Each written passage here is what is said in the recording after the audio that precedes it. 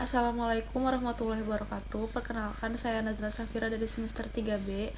Saya di sini akan mereview kembali materi pertemuan ke-6 Hukum Administrasi Negara dengan dosen pengampu Bapak Dr. Rudi Mulyadi SHMH beserta asistennya Bapak Dr. Muhammad Rendi Aridayandi SHMH.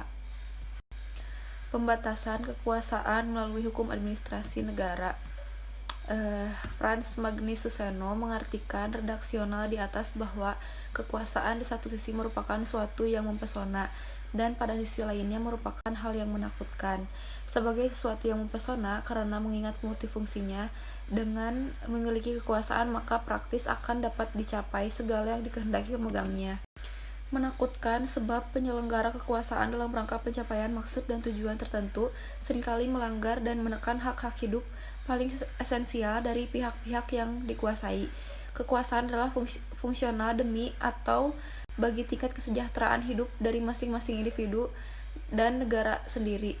Cara dan sarana untuk mengawasi dan membatasi kekuasaan diantaranya moralitas atau religius, etika, hukum yang memuat sanksi konkret.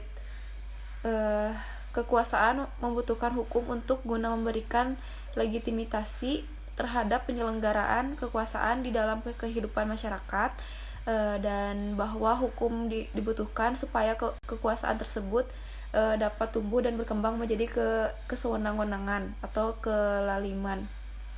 Kekuasaan dan hukum administrasi negara.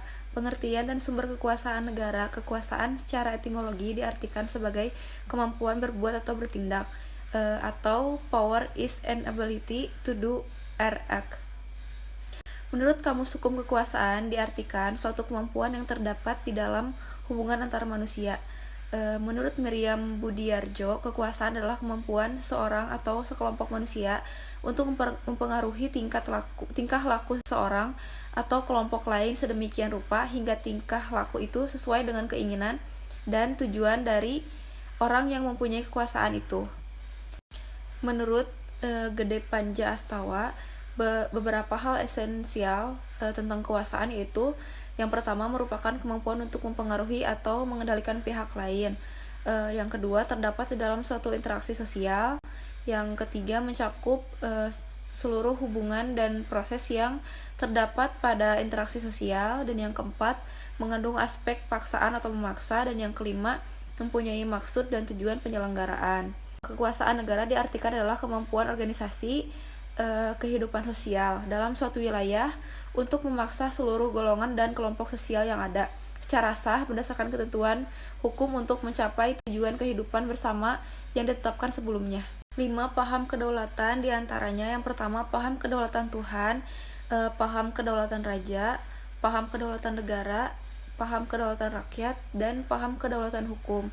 Terima kasih. Wassalamualaikum warahmatullahi wabarakatuh.